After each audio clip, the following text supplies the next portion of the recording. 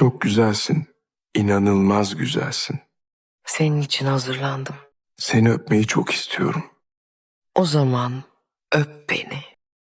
Son zamanlarda yaşadıkları tüm zorluklara ve stresli olaylara rağmen, Cihan ve Alya en önemli şeyi, yani duygularını korumaya çalışıyorlar. Alya Cihan'ın onu sakinleştirmek için ne kadar çaba sarf ettiğini fark ediyor.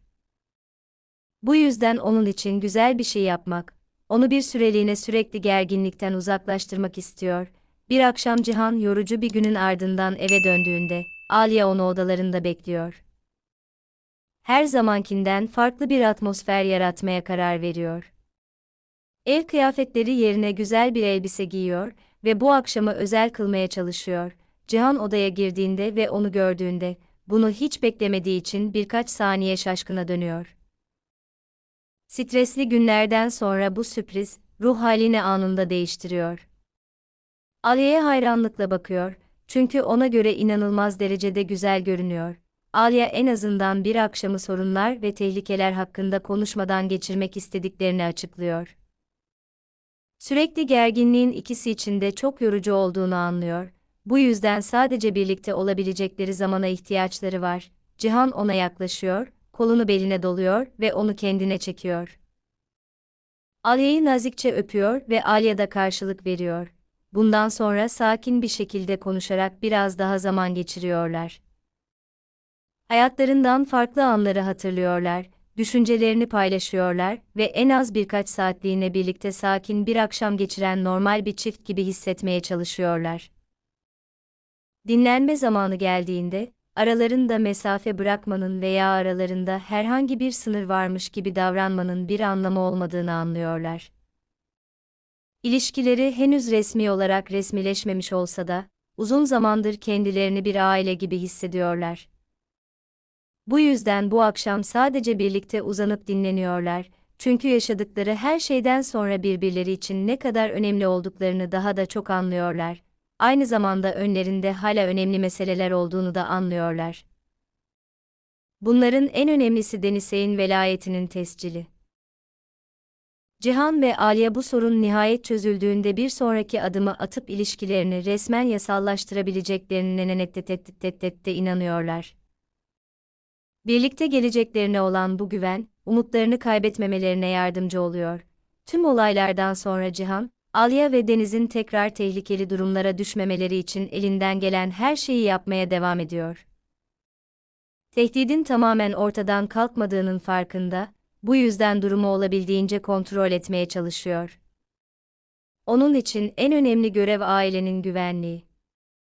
Yasal konularla ilgileniyor, Bora'nın hayatlarını tekrar etkileme fırsatı bulamamasını sağlıyor ve tehlike riskini en aza indirecek şekilde günlük yaşamlarını nasıl organize edeceklerini düşünüyor.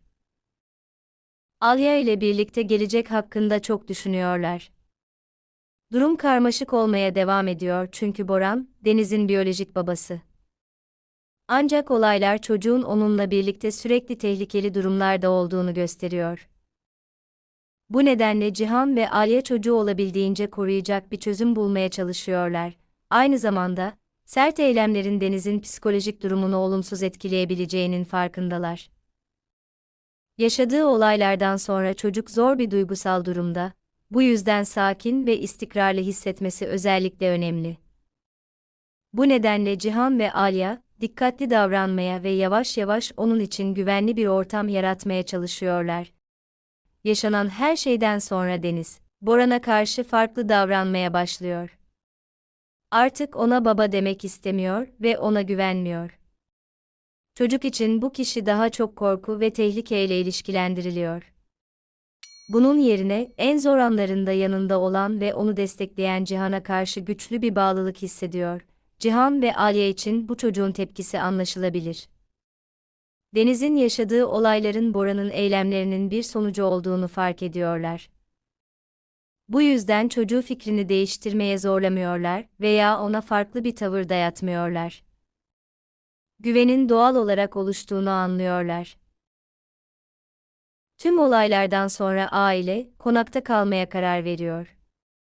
Şu anda burası onlar için en güvenli yer, çünkü güvenlik var ve bölgeyi kontrol edebiliyorlar. Cihan dışarıdan kimsenin izinsiz bölgeye girememesi için ek güvenlik önlemleri alıyor. Aynı zamanda Deniz için evde en huzurlu ortamı yaratmaya çalışıyorlar. Cihan ve Alya ona çok ilgi gösteriyor, onunla vakit geçiriyor, onunla konuşuyor ve onu destekliyorlar. Oğlanın yaşadığı olayları sürekli hatırlamaması onlar için çok önemli. Yavaş yavaş hayatına alışılmış şeyleri geri getiriyorlar. Birlikte akşam yemekleri, dinlenme ve aile sohbetleri. Bu sayede Deniz, sürekli korku içinde yaşayan bir insan değil. Tekrar normal bir çocuk gibi hissetmeye başlıyor. Cihan, Alya ve Deniz'in yaşadığı tüm olaylar, aileleri için ciddi bir sınav haline geldi. Ancak bu zorluklar ilişkilerini yıkmadı, aksine onları daha da güçlendirdi. Cihan, sorumluluk almaya ve sevdiklerini korumaya hazır olduğunu kanıtladı. Alya da ona destek olarak ve oğlunun duygusal durumuna özen göstererek güç ve kararlılık gösterdi. Olaylar Deniz'i de etkiledi. Yaşadığı her şeyden sonra, çevresindeki insanlara farklı bir gözle bakmaya başladı. Ona göre gerçek baba, kan bağıyla bağlı olduğu kişi değil, en zor anlarında yanında olan ve onu koruyan kişidir. Cihan ve Alya Boran ile ilgili durumun kendi kararlarının sonucu olduğunu anlıyorlar. Tehlikeli olaylara yol açan onun davranışıydı. Bu nedenle artık sadece yasal sorunları çözmek değil, benzer durumların tekrar yaşanmamasını sağlamak da onlar için önemlidir. Ailenin hayatı yavaş yavaş daha sakin bir ritme dönmeye başlar.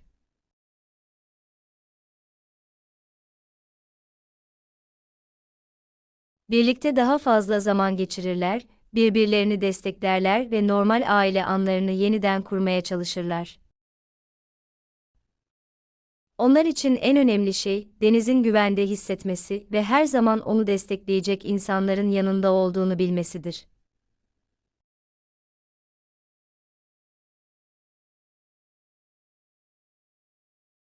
Böylece yaşanan tüm olaylar bu ailenin hayatında önemli bir aşama haline gelmiştir. Duygularının gücünü, zorlukların üstesinden gelme yeteneğini ve sevdiklerini koruma arzusunu göstermişlerdir.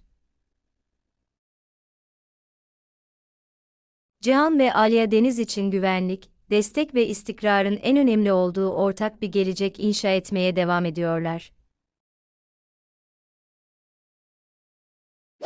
Bu da onlara tüm zorluklara rağmen aileleri için sakin ve güvenli bir yaşam yaratabileceklerine dair güven veriyor.